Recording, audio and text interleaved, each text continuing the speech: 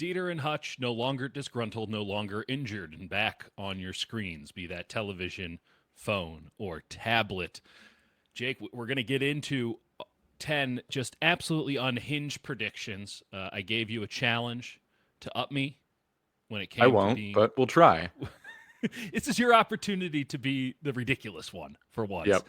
I'm looking forward to that immensely. But before we get into any of that, my friend, we got to talk Jauan Jennings, who, Yep. just kidding, I'm back. No worries. I wasn't He injured saw at all. he saw Kendrick Bourne's Instagram story and he went, my leverage is gone.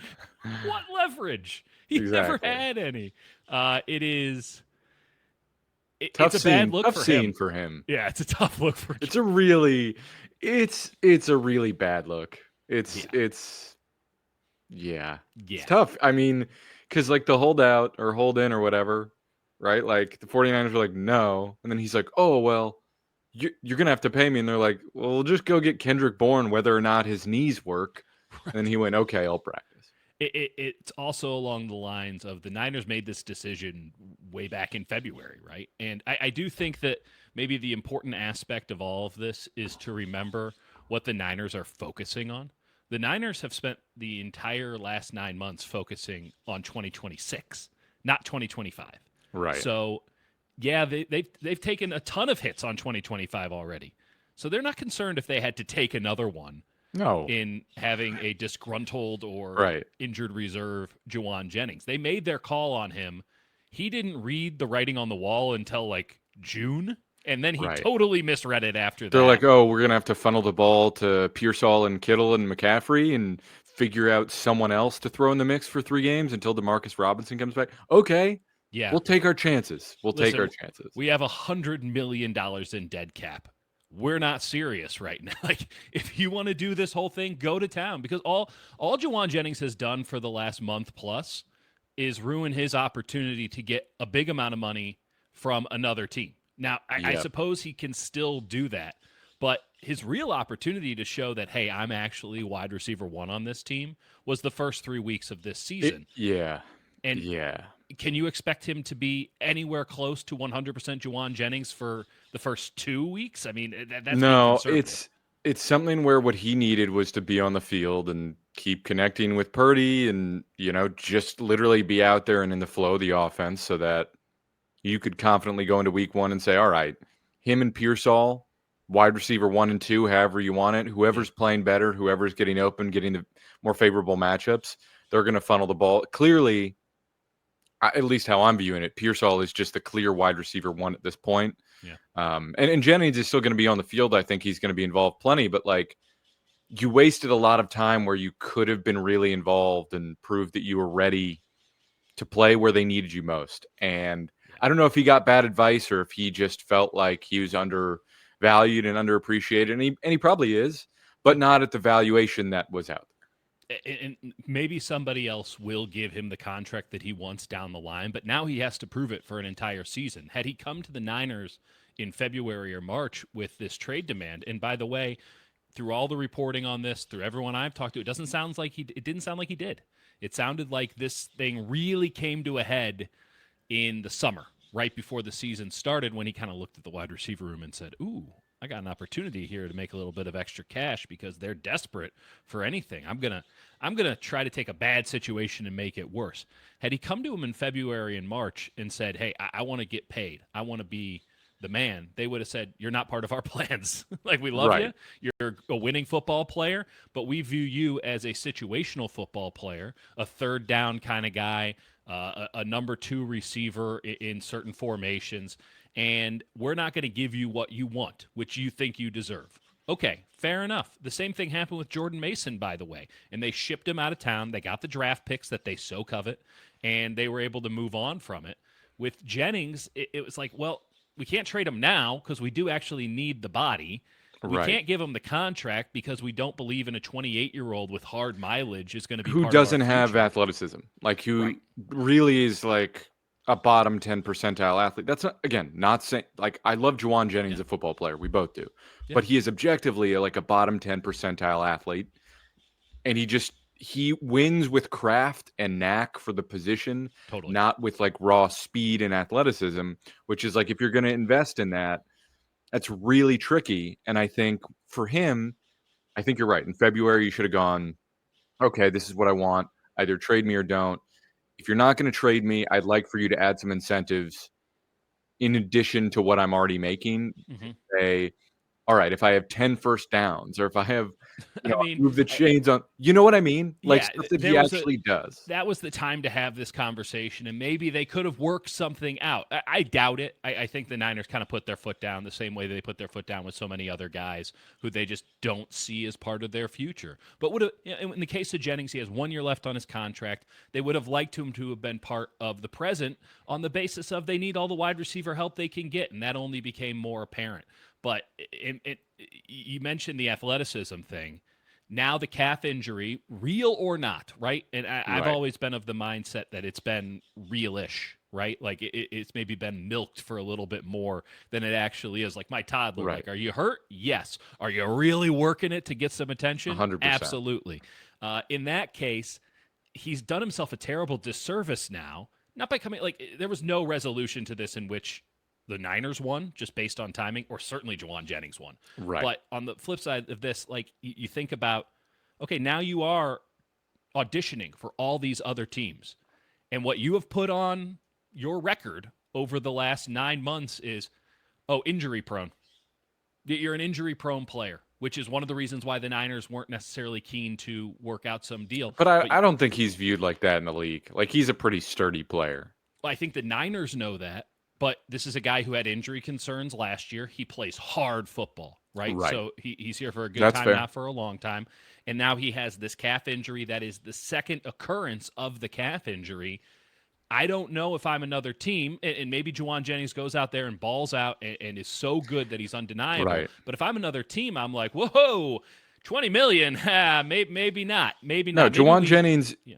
if he has another good year, he's a 2-year, $30 million player. Sure. That's what he is, right? Yeah. He's a veteran wide receiver who you're like, he's our number 2. He's going to get us hard yards. He's going to move the chains. He's probably undervalued, but we can't overvalue him because of the lack of athleticism, because he's going to be, 29 next year. Mm-hmm. Like that's, unless he goes for 1,500 yards, which isn't happening, like I don't see a way where he just needs to have like another 800-yard season, which would be great for him. And then he'd get decent value in free agency, and it's going to be harder now because of the way that the preseason is gone. Where is he going to get? He's not going to get the snaps in the first couple of weeks because he just hasn't been around. He has no timing. He has no rhythm. Russell Gage has more rhythm and timing, right? Even Sky. I mean, Moore they has might throw him out there anyway. I mean, they by will. week 2 Don't and get just me let wrong. him, But in terms of sort of the every down idea of a Jauan Jennings, that was Right. very much in the cards. Had all of this not happened, it's no longer in the cards. He has 5 practices. I mean, he's already done one of them. 5 practices between now and week 2. Yeah, right. Like right, and they're you're barely not getting up to practicing speed. at this point. Yeah, They still are, but like this is really the last sort of even semi practices leading up into the year, and then once the year starts, like they don't really practice. you practice on Wednesday and Thursday. It's not like full contact or anything, but you can get a run in, and then on Friday you walk through.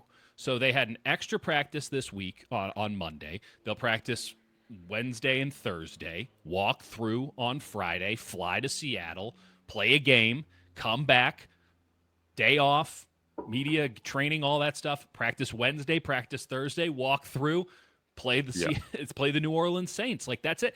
And then you might have one game where Jauan Jennings is at 100%, right? He looks like the old Jauan Jennings, because this is not a guy who had a step to give up, by the way, as you noted. And you get one game where he's the dude. And then here's DeMarcus Robinson, who did practice with Brock Purdy all offseason and did look good and can fill that role. And then you wait a little bit long. Oh, here's Jordan Watkins, who looked like somebody who can fill in. Oh, and maybe Sky Moore has now come along. Or maybe Russell Gage is the truth for this team and can give you some reps. And then, by the time that you kind of figure all that out, maybe Brandon Ayuk's back. And he's just going to get reps. I'm not sure he's going to be an every down guy to start, but he's going to get reps. And now you're Jauan Jennings, and you've had one game where you get to prove you're a number one receiver because your health and time has worked out and the receiver room isn't crowded. Like, it was a bad play by Jauan. And maybe he's the one guy, because he's defied the odds his entire football career, who can somehow work through this. But I'm not bullish for him. I think it was some real bad advice from Drew Rosenhaus. I think the Niners, as much as we want to see players be rewarded, he did sign a contract a year ago, Yeah. and like the Niners were right to stand their ground on this on the basis And the of, again, Niners, 26, not 25. yeah. And the Niners really don't love that. They'll do it with their stars, and they'll bend when they're like clear stars. And I think he overevaluated where he ranks in the hierarchy. And they're going, we paid you the way we wanted to pay you because you're a tier 2 guy. You're in that Colton McKivitz tier, right? Like you're that, right? You're that sort of You're second a veteran. You're a solid veteran player. You're not a Pro Bowl caliber player. You're a solid veteran. What have the Niners done the last 9 months? Get rid of all of those guys, right. or prepare to get rid of them. They do two types of deals. They do giant deals, and then they do Jauan Jennings, Colton McKivitz, that Dre Greenlaw contract, right? Where they sort of sneak in and say, all right, we're going to give you a little 2-year extension that is very, very, very rapidly going to make you upset. Because in year 1, you say, oh, I got a little bit of money. And then year 2, you go, oh, shit, I should have been making way more. And the Niners go, well, you signed the deal. Yeah. That's what we're paying you. A Diamador Lenore deal as well. I know that it's like $92 million. In reality, it's like 12. So if he plays out, then it's no big deal. But when it comes to guaranteed money, those extensions that are done in season always go the Niners' way. What is your expectation for Jauan Jennings? I've kind of laid mine out. How do you see this going from here on out? Yeah, I think he'll be the number 2.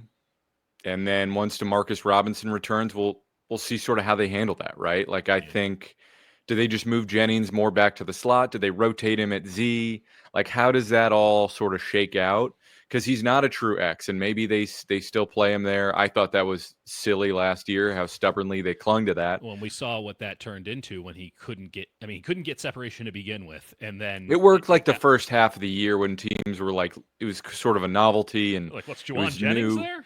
Right, and he was healthier, right? And so he had a little bit more in his legs, but he is a slot receiver. Like he's an elite slot receiver. Yeah. And I think him at his best is moving the chains on third downs and in that role. And I think it'll be tricky. I don't know how many 3 wide receiver sets that they're possibly going to run at all, let alone, I mean, I think it's going to be until Robinson comes back, it's going to be 2 wide receivers almost exclusively. When the hell would they have practiced 3 wide receiver sets? Never. They've only had 2 wide receivers healthy pretty much every day, unless you want to run Junior Bergen out there. Like, when have they had time to practice this? I know that, training camp is stupid and it doesn't matter. Like, okay, for some players, not for rookies, not for offenses that have no healthy bodies. Like the guys who are out there getting reps, like that matters. And this is a rhythm offense that's predicated on timing. And while I don't doubt that Jauan Jennings can get there, he needed to be there already. He won't be.